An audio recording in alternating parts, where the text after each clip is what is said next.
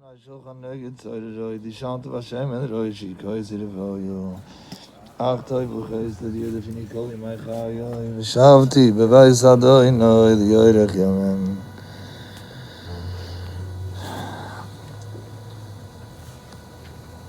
gathered here today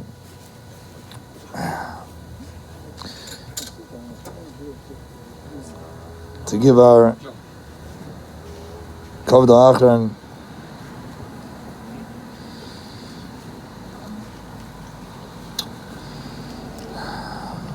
to Rabbi Shlomo ben Rabbi Yankiv.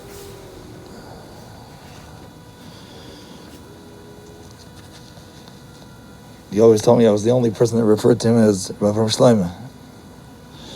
Even when he was in the hospital bed and he was asleep, I would say Rabbi Shlomo. His eyes were still closed. He would say, "Yes, Rav."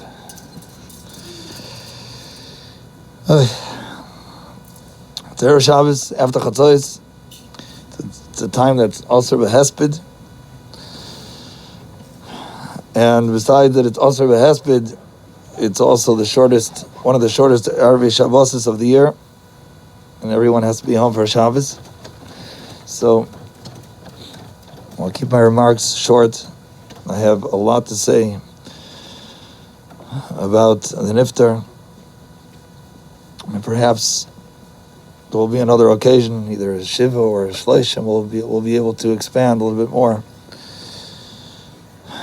But what is allowed on the times that we're not allowed to be maspid is for us to focus on the lessons of the lifetime of the Niftar and try to incorporate them into our own lives.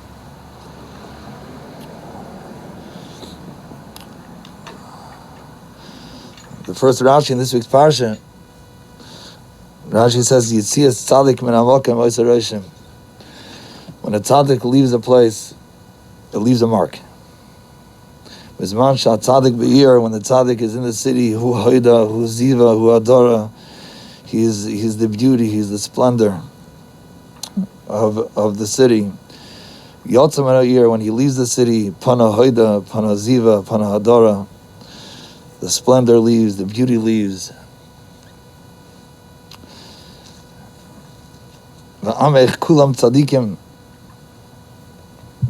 Kol Yisrael, every Yid has a tzaddik within himself.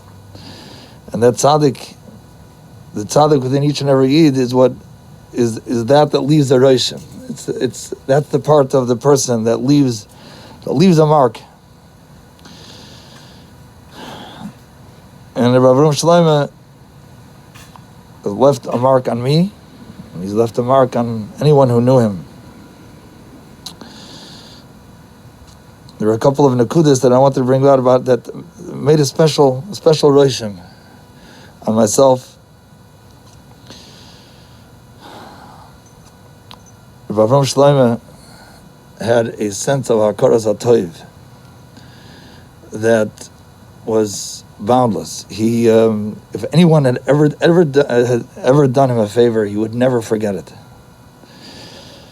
And I was, I've been visiting him for quite a while. And he would always mention, first of all, his devoted wife, he knew was as devoted to him as anyone could possibly be. His children, his grandchildren, the Davis family. He mentioned to me so many times that he doesn't know how he would have managed without his sister and without his nephews.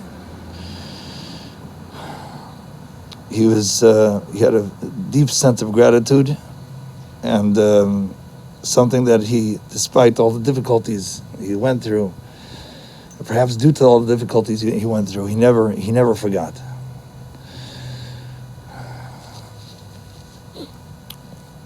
Another Rishon that he left upon me, I never knew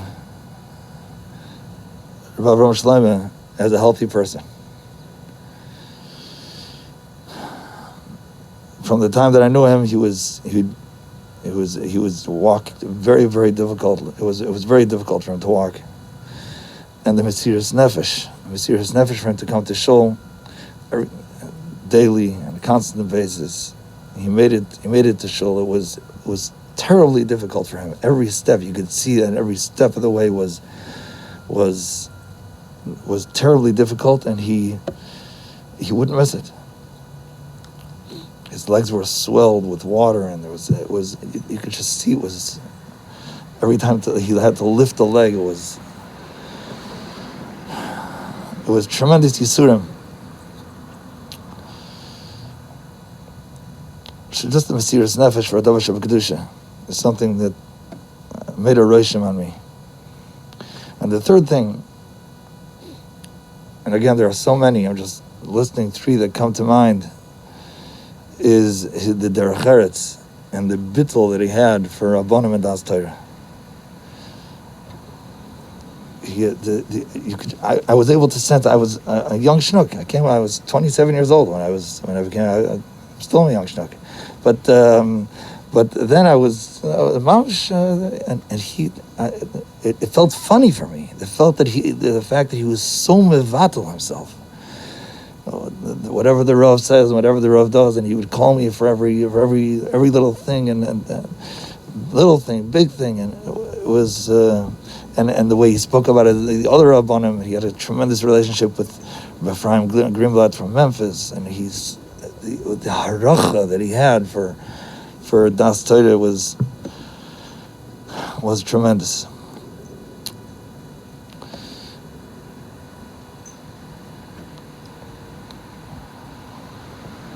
Rabbi Shlomo, I'm going to miss you.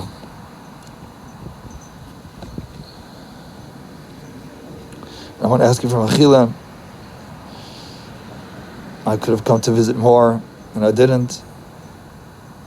I could have given you more kavod, a kavod haroi. I ask you Mechila for our entire kehila. If we didn't conduct ourselves towards you with the utmost respect, the respect that you deserved, I ask you should be moichelas. I have no suffix whatsoever that after going through all the yisurim that you've gone through, that you're going to go straight to Gan Eden. Please don't forget about us. Ask the Rabbi Shalom. Klal Yisrael needs so many Yeshuas. We're going through a very difficult period. Klal Yisrael should be gesund and stark, and that the Rabbi Shalom should send us the Goyal Tzedek, Ubila Mavos Lanetzach, Amocha Hashem Lakim Dima Mi'al Kolpanim.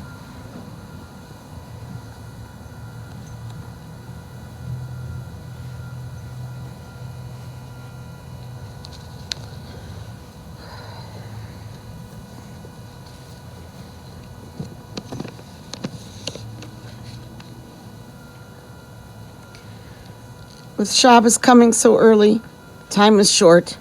However, there are a few things that should be said.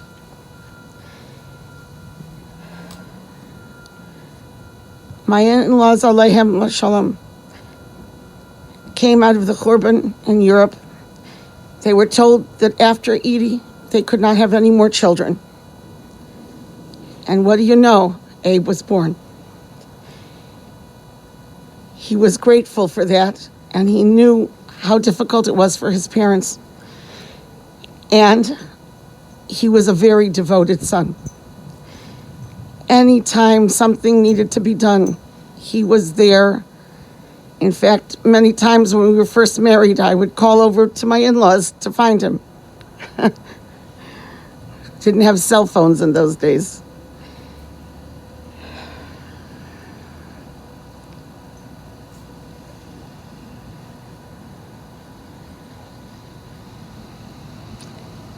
While many people knew that Abe worked for the CRC for many years, not many knew that his connection with the Chicago Jewish community started almost 50 years ago. Starting with after Abe formalized and expanded the Shotness testing program, training several young men as testers, and went to New York to learn the latest techniques. He increased awareness of this special mitzvah, and he set up testing sites at Dove Cleaners, day schools, and arranged on-site testing in many of the popular men's clothing stores. He made sure that testing was widely accessible so that everyone could participate. He also organized the first community-wide mezuzah checking campaign in Chicago. When we were first married, he worked with Rabbi Goldsweig, alav shalom, and he set up an answering machine and telephone in our apartment to create the first kosher hotline. He advertised throughout the neighborhood, and people would call in with kashrus questions, and he had a direct line to Rabbi Goldsweig, alav shalom, to get the answers for them.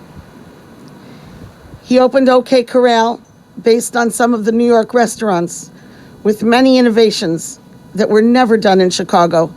He even had a chemist invent a parve cheese and ice cream for cheeseburgers, shakes, and sundaes, as well as other very well-loved and still requested menu choices. He worked very closely with his father, alav shalom, in their kosher butcher shop.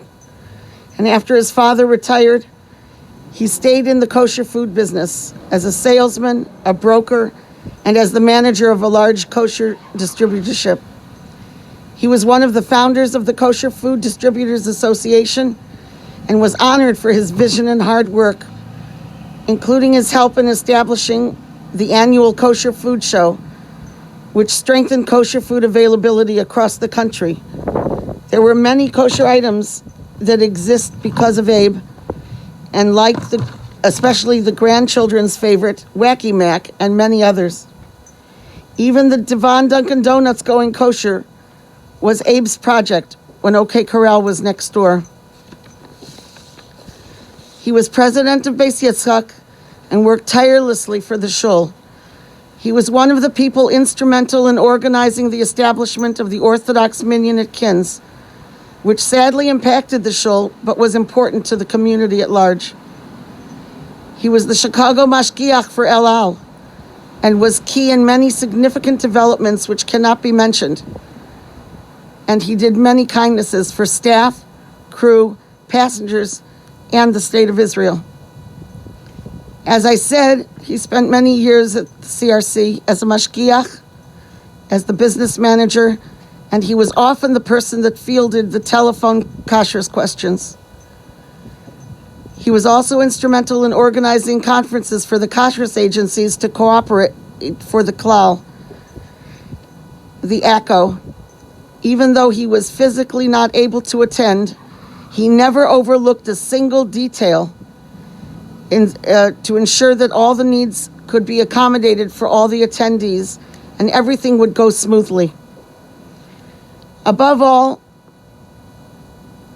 Abe was very proud of our children and grandchildren and kept pictures of all of them nearby and in his phone so that he could look at them.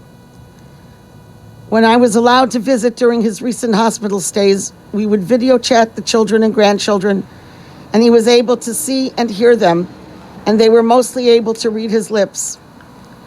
Over the last several weeks, due to COVID, both the hospital and nursing homes stopped visitations, but they were willing to video chat for him, and he was able to speak to all of the children, grandchildren, his sister, my mother, and he last spoke to me on Tuesday. There were many things that he wanted to say to many people, especially over the last 11 and a half months, but being on the ventilator and trach, he was not able to. COVID restrictions really took a toll on him. No one could see him for months at a time, and this made it even harder and lonelier for him, and it is the main thing he spoke about recently. On behalf of the family, I would like to thank all of those who have generously davened on Abe's behalf, those that took the time to check on him, and the few that were also able to visit when it was allowed. Of course, I could not leave out mentioning the support, guidance, and love of his sister and her children. And we all appreciate everything that they have done for us and for Abe. and he also appreciated it.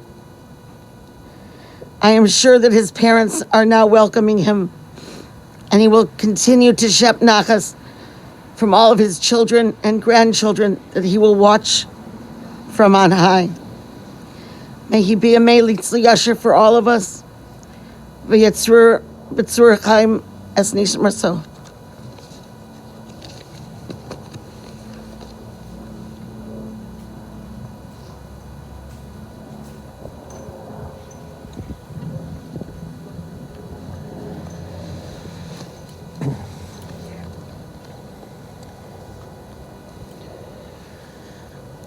Masbid, my father, Rabbi Shlomo ben Yaakov.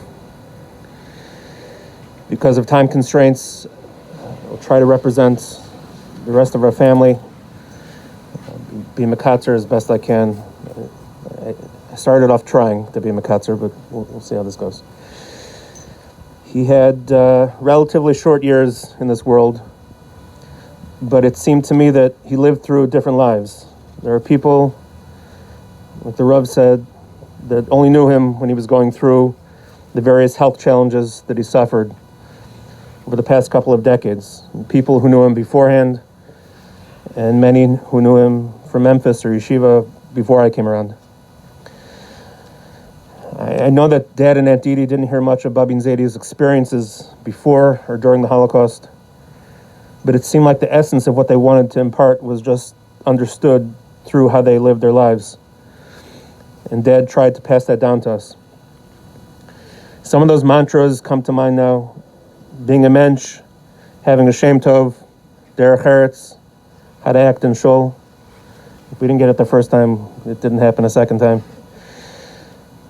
I was zocher to witness incredible acts of kibbud aveim that he showed Babin Zedi in countless different ways, as well as his reverence for Talmidei Chacham like the Tazer Rosh Hashiva and Rabbi Ephraim Greenblatt, Zechrem Tzadikim Levracha. I was fortunate to have the opportunity to work for Dad and also work with him in a number of places. We worked together at Central. We almost passed right by there today on the way here. At Sharp Focus Marketing. In his second career, or maybe, I don't know how, I missed a few the mom mentioned, so in his later career in the Hashgacha world, I got to work with him at El Al, at the Doubletree, Park Plaza, Mullins, several other factories and hotels. That's where I really got to learn from him, how to be a yid in the business world, how to develop a work ethic, how to build a team around me, and most of all, how to treat people. He treated so many of the people in his professional life like family and respected them.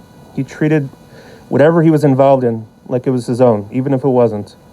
He took a lot of pride in what he did, and he always tried to add value wherever he could. I loved traveling with him, both as a kid tagging along and later working with him for business. I got to see him in action at so many trade shows and his work with the NFDA and the KFDA. When he was president there at the KFDA, he developed the new product contest at Kosher Fest, which I believe is still going strong to this day. I went with him to meet customers, got to visit vendors' factories, Kedem, Rokach, Streit, Sabra, so many more. All of them were like family. Some of my fondest memories are the conversations we had walking to shul, going fishing, building the sukkah, learning with him second Seder and tells, and going to the Skver Rebbe's Tishin, even when he tried to get me to eat the pacha. Dad was starting to have a hard time walking already by the time we got married, and was able to have an ofruf with the Rebbe, and he slept in the shul all Shabbos just so he could be by the Rebbe and the ofruf. That was important to him, even though it was very difficult. He showed us through his actions how to be Isaac B'tzarchet Tzibur in whichever way he could. We were part of the Shabbos Vasikin Minyan when Rav Scheinberg came to town. That ended up becoming the brisk Vasikin Minyan that I think is still going strong to this day. I got to see his involvement with the Skver Rebbe, always bringing them to and from the airport. In better times, also arranging for the Rebbe's Yain L'Kiddush. I remember helping him paint Rebbe Goldzweig's shtivel. When we davened Beis Yitzchak, he jumped right in to help. He was president through a couple different tkufos. many other official and unofficial jobs in between. I remember one Shavuos night, it wasn't so popular to learn through the night then, and they didn't even remember to set the lights for the shul. It was just us in the shul. And I remember we learned brachas on the bima because they had an electric menorah that we could read from. But by the next year, he developed a program with speakers for adults and speakers for kids and Nash and so on. And the rest is history. He thought we should have Kiddush in the shul on Pesach. So he made it happen. I remember helping him deliver all the cases of food. He even gave the shul a Pesach to cooler and a freezer so they could store more than just macaroons. Dad was one of the founders of the Shabbos Hashkama Minyan that's since become the Kin 730 Minyan. I remember the first Minyan in Shabbos Hanukkah with my father and my grandfather almost 30 years ago. Dad helped to revitalize Kins as an Orthodox shul and brought many of their initial chumashim and svarim. I remember going with him to do a middle of the night shmira at a funeral home, which he did more often than I accompanied him for. More important to many people, as my mother mentioned, is that when my parents had the OK Corral restaurant, he developed a relationship with Mr. Patel next door, paving the way for the kosher Dunkin' Donuts.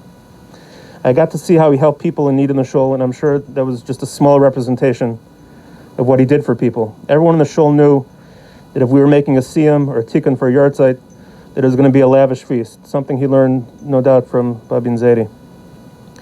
He would always go the extra mile, putting notes and extra treats in the halal meals for anyone he knew on the manifest.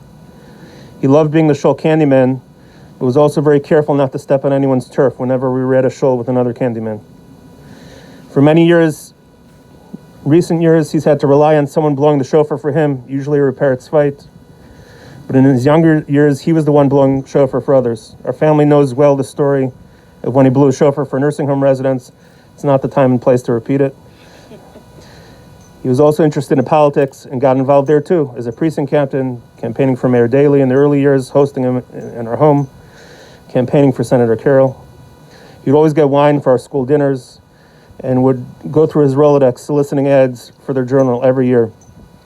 He would send the steak dinner for the whole yeshiva around the Shabbos Hanukkah yahrzeit, and on and on. He had a strong conviction about a lot of things, but he always backed it up. He was so upset that my first Little League team was sponsored by a Treif pizza place. But then he went on to sponsor many teams after that himself, even after I stopped playing. He truly cared for people and their feelings, even when it became difficult for him to express it. On that note, I also want to express public hakar satov for all the help Dad received from various healthcare workers, community askanim of Refuenu, Hatzalah, Chicago Mezuzah campaign, CRC, friends, neighbors. I'm sure I don't even know the half of it. Since our family moved from Chicago, and especially through some of the more challenging times in the last few years, Mom has taken on a superhuman role to help Dad. And I know that my Davis cousins and Rav Twerske Shlita have shouldered an incredible burden to help both of my parents in various ways. Several years ago, my father gave me a tzava with things that related to his patira. One of the requests was to ask mechila publicly now from everyone present, and we can assume now that means those watching remotely, and especially ask for mechila from Mom and my siblings. He was so proud of us for anything we were involved in. Whenever it was Shira's turn to give the Dvar Torah in our school newsletter, he was always the first to comment on it, and for that matter, anything else happening in the school. He had a very special bond with Sruli, and they were able to connect in a very meaningful way. Dad even tried to educate himself on golf so he could understand Sruli's passion for it. He loved hearing about whatever Etty was learning, or whatever project she was working on. I know that I didn't always make life so easy for my parents. I ask mechila from you, Dad. On behalf of Shira, Sruli, and Etty, for anything that we said or did that hurt you, and for anything more that we could have done for you, and we should have done for you. By some hashgacha or coincidence, I'd spent a lot of time thinking about Dad yesterday afternoon, for most of the day. I came across the last text he was able to send me. It was on the day of Etty's Bas Mitzvah celebration, almost exactly a year ago, in December. It sums up how his discomfort, disappointment, and frustration as matzav was always overshadowed by his love for us and wanting to shep nachas from us. And this is what he said. In capital letters, Mazel Tov. Although I'm unfortunately not able to be with you in person for this beautiful simcha, my entire heart is right there with you all. May we continue to have Yiddish simchas, only nachas from the entire family, all in good health at Me'av Esrim. Have fun. Rabbi Avram Shlomo ben Yaakov and Rabbi Yaakov should be a Melitz Yosher for mom, for my family, for my siblings' families, for Aunt Didi and her family. B'Elam Avos L'Natach U'Macha Hashem Dima Miyakol Panav.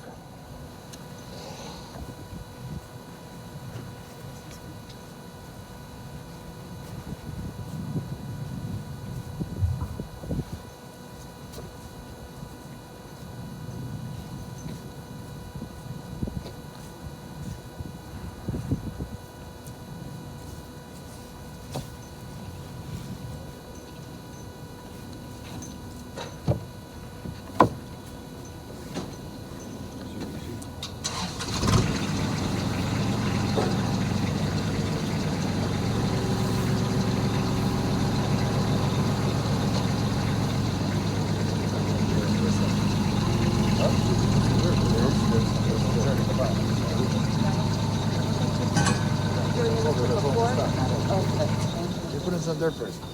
Well, you want to put in some earth first? Yeah. Yes. Yes. Please use Those gloves. who are shoveling, you have to wear gloves. Yeah, no touch shovel, no gloves.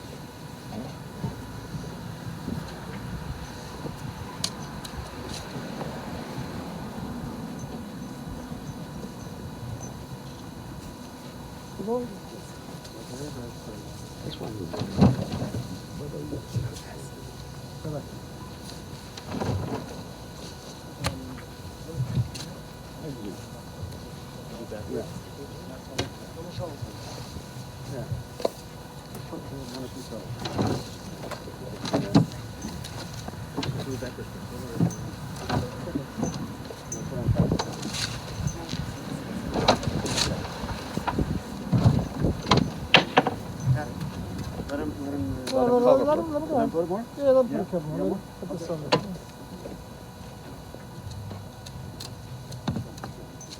Let him do it. No one sees him. Joe.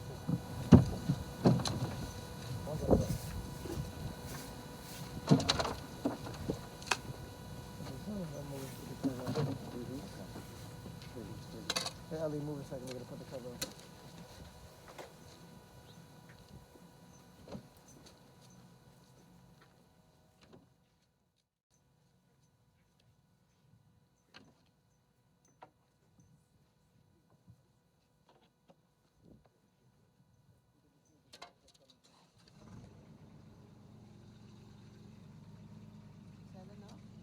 Yeah, we just want to make sure we have enough for our mouth afterwards. Otherwise, we're going to...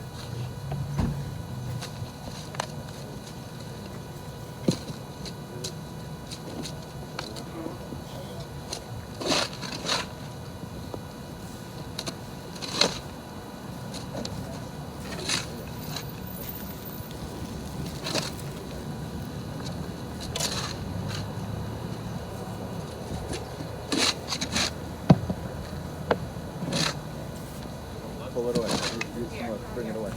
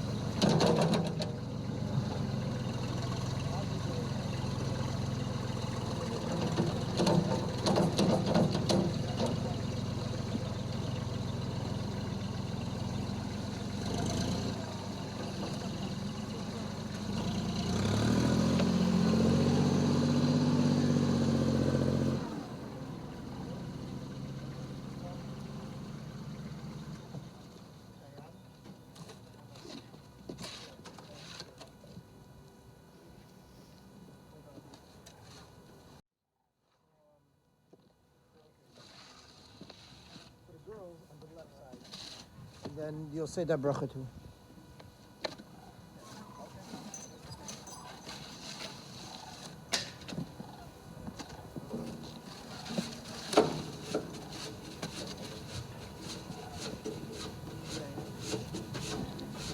MS, and then you just pull.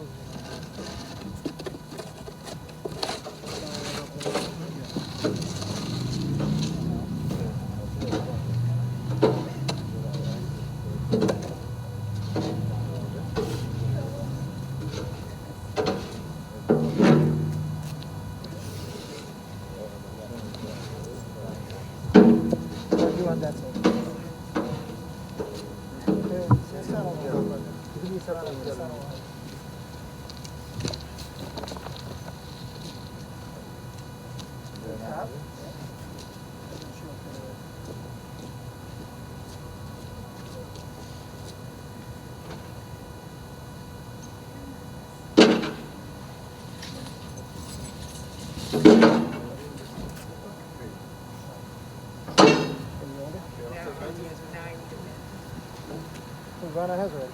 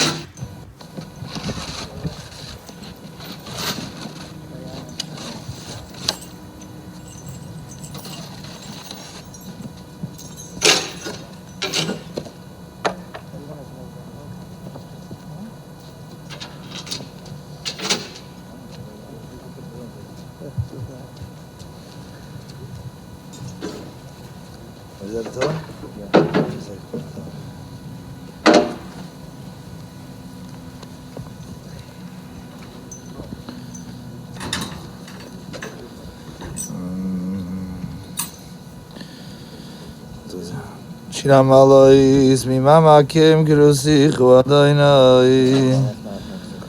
Adonai Shemo Bekoili, Tian Wasnechu Kashiva is the Koil, Tachaninai. Ima Voinoi Stishma, Adonai Miyamoi. Ki Imchu Aslichu Leman Tiburai. Ki Visi Adonai Kirsu Nafshi, V'Ledvurai Cholti.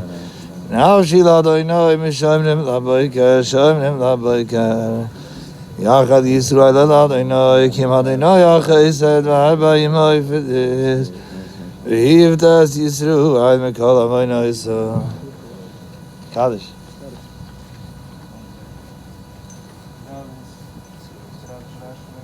Amen.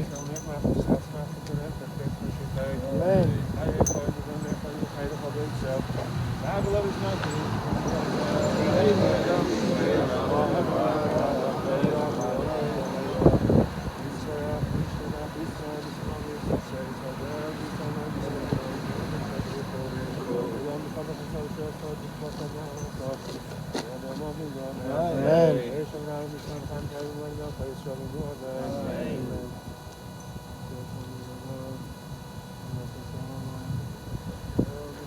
We can form an aisleway right on the road where the mourners will walk through, and we'll offer them a welcome.